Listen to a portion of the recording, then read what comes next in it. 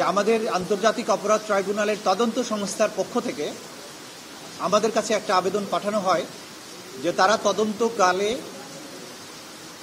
Social media এবং সাধারণ গণমাধ্যমে তারা একটি তথ্য পান যে এই ট্রাইব্যুনালে একজন আসামি অভিযুক্ত শেখ হাসিনা এবং আরও একজন গাইবান্ধার আওয়ামী লীগ নেতা শাকিল আহমেদ, তাদের মধ্যে একটা কনভারসেশন হয়েছে টেলিফোনে, যেটা সামাজিক যোগাযোগ মাধ্যমে প্রথমে ভাইরাল হয়।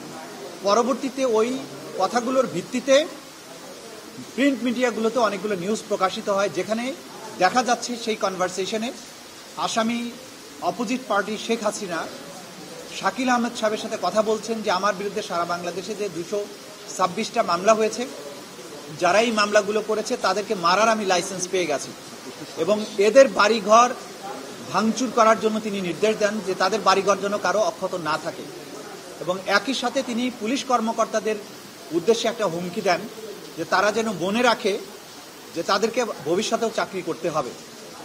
এই কথোপকথনের মাধ্যমে এইটা তদন্ত সংস্থার কাছে সুস্পষ্ট হয়েছে যে এই দুজন অপোজিট পার্টি অর্থাৎ আসামি শেখ হাসিনা এবং শাকিল আহমেদ তাদের কথোপকথনের মাধ্যমে আন্তর্জাতিক অপরাধ ট্রাইব্যুনালে চলমান যে বিচার প্রক্রিয়া তার সাক্ষীদেরকে ভয়ভীতি দেখিয়েছেন, বিচার প্রক্রিয়াকে বাধাগ্রস্ত করার চেষ্টা করেছেন এবং এইখানে যে মামলাগুলো রয়েছে সেগুলোকে প্রেজুডিস করার চেষ্টা করেছেন।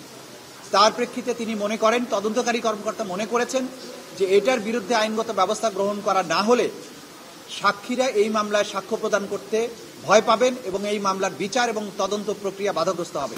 আদালত আমাদেরকে এটা শুনেছেন, শোনার পরে এই দুজনের বিরুদ্ধে অর্থাৎ শেখ হাসিনা এবং শাকিল আহমেদের বিরুদ্ধে 11-4 ধারা অনুযায়ী কন্টেম্পটের নোটিশ ইস্যু করেছেন।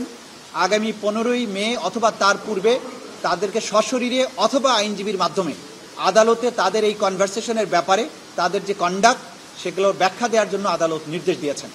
15 তারিখে এই বিষয়ে পরবর্তী আদেশের জন্য দিন ধার্য আছে। সেদিন যদি তারা তাদের জবাব দাখিল করেন তার প্রেক্ষিতে ট্রাইব্যুনাল পরবর্তী কার্যধারা গ্রহণ করবেন।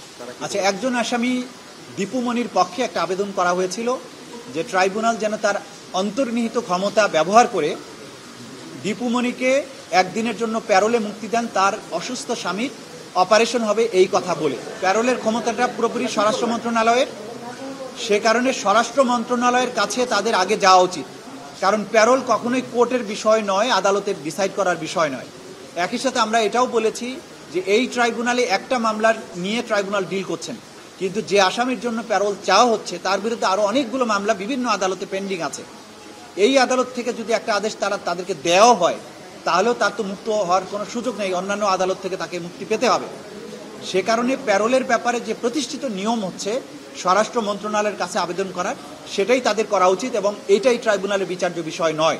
ট্রাইব্যুনাল আমাদের এই যুক্তির প্রেক্ষিতে তাদেরকে বলেছেন যে এটা এই মুহূর্তে এইটার ব্যাপারে তারা কোনো আদেশ দেবেন না, তাদেরকে অ্যাপ্রোচ করতে বলেছেন স্বরাষ্ট্র মন্ত্রণালয়ের কাছে এবং তার প্রেক্ষিতে যদি ভবিষ্যতে দরকার হয় তখন তারা এইগুলো বিষয় কনসিডার করবেন। এর বাইরে নারায়ণগঞ্জে জুলাই এবং আগস্টে যে মানবতা বিরোধী অপরাধ সংঘটিত হয়েছে, সেখানে নারায়ণগঞ্জের যিনি খুবই বিখ্যাত একজন বা কুখ্যাত একজন ব্যক্তি শামীম ওসমান এবং তার সহযোগীরা সেখানে গণহত্যা চালিয়েছিলেন, মানবতা বিরোধী অপরাধ করেছিলেন। শামীম ওসমানের বিরুদ্ধে আগে থেকেই এই আদালতের গ্রেপ্তারি পরোয়ানা জারি আছে। বাকি যেসব আসামি তাদের নাম আমরা প্রকাশ করছি না, যেহেতু তাদেরকে গ্রেপ্তার করার প্রয়োজন আছে, নাম প্রকাশিত হলে তারা পালিয়ে যাওয়ার ভয় আছে। বাকি 8 জন আসামির বিরুদ্ধে তারা সবাই আওয়ামী লীগ যুবলীগের বিভিন্ন পর্যায়ের নেতা এবং অস্ত্রধারী ব্যক্তি, তাদের বিরুদ্ধে আদালত গ্রেপ্তারি পরোয়ানা জারি করেছে। আমি কারো নাম প্রকাশ করছি না, যেহেতু আমরা আদালতেও নামগুলো ডিসক্লোজ করিনি। আমরা আসামিদের গ্রেপ্তারের প্রয়োজনে এবং তদন্তের স্বার্থে এই নামগুলো গোপন রাখছি। 8 জনের বিরুদ্ধে গ্রেপ্তারি পরোয়ানা জারি হয়েছে, এটা শুধু আপনাদের জানাতে পারছি। না, শামীম ওসমানের বিরুদ্ধে আগে আছে। আশুলিয়ার ব্যাপারে যেটা আমরা বলেছি যে আমরা যে সর্বশেষ সময়ে তদন্ত সংস্থায় নতুন কিছু আলামত এবং নতুন কিছু প্রমাণ, তথ্য প্রমাণ পাওয়ার প্রেক্ষিতে তদন্তের জন্য সময় বৃদ্ধি করে নিয়েছেন। সেই তদন্তে এই 2 জন পুলিশ অফিসারের সম্পৃক্ততা প্রমাণিত হয়েছে এবং আমরা আপনাদেরকে আগেও বলেছি যে কিছু ভিডিও এভিডেন্স আমরা আমাদের তদন্ত সংস্থা কালেক্ট করেছে, যেখানে আরও অনেক ব্যক্তির অংশগ্রহণে এই অপরাধের সাথে পাওয়া গেছে এবং তারা কিভাবে এই মানুষগুলোকে হত্যা করেছে সেই ভিডিওগুলো তাদের হাতে এসেছে। সেই ভিডিওগুলো যাচাই বাছাই করে এই 2 জনকে আইডেন্টিফাই করা হয়েছে, আরও ব্যক্তিদেরকে আইডেন্টিফিকেশনের প্রক্রিয়া চলমান আছে। এ কারণেই তদন্ত সংস্থার সময় নিয়েছে। যে দুজনকে আজকে তাদের বিরুদ্ধে প্রোডাকশন ওয়ারেন্ট জারি করা হয়েছে তারা অন্য মামলায় গ্রেপ্তার আছে, কিন্তু যেহেতু এই মামলায় তাদেরকে সম্পৃক্ত পাওয়া গিয়েছে সে কারণে তাদেরকে এই মামলায় গ্রেপ্তার দেখানোর জন্য আবেদন করা হয়েছিল, সেটা আদালত মঞ্জুর করেছে। বিচার প্রক্রিয়া যথাযথ গতিতে অগ্রসর হচ্ছে। বাইরে মাননীয় প্রধান উপদেষ্টা বা অন্যান্য উপদেষ্টারা যা বলছেন সেটা তাদের রাষ্ট্রীয় দৃষ্টিভঙ্গি থেকে তারা বলছেন। তদন্ত সংস্থা প্রসিকিউশন স্বাধীন এবং নিরপেক্ষভাবে তদন্ত করছে। তদন্তের প্রয়োজনে যতটুকু সময় নেওয়া দরকার তারা নিচ্ছে এবং আমরা আশা করছি খুবই দ্রুততম সময়ের মধ্যে তারা চার্জশিট দিতে পারবেন। তার শেখ হাসিনার যে মামলার কথা আপনারা উল্লেখ করেছেন তার ব্যাপারে তদন্ত সংস্থা প্রসিকিউশন সবচাইতে বেশি গুরুত্ব দিয়েছে এবং গুরুত্বের সাথে কাজ করছে। খুব সহজেই হয়তো এর রেজাল্ট আপনারা দেখতে পাবেন। Thank you. বলতে পারছি না। একটা ছোট কোশ্চেন, সেটা হচ্ছে আপনি আগে একদিন বলছিলেন যে আইজিপি একটা কথা বলেছেন যে তদন্ত প্রমাণিত না হলে না, বাইরে কে কি বলছেন এটা নিয়ে আমরা কোনো মন্তব্য করতে চাই না। আইন তার নিজস্ব গতিতেই চলবে। Thank you.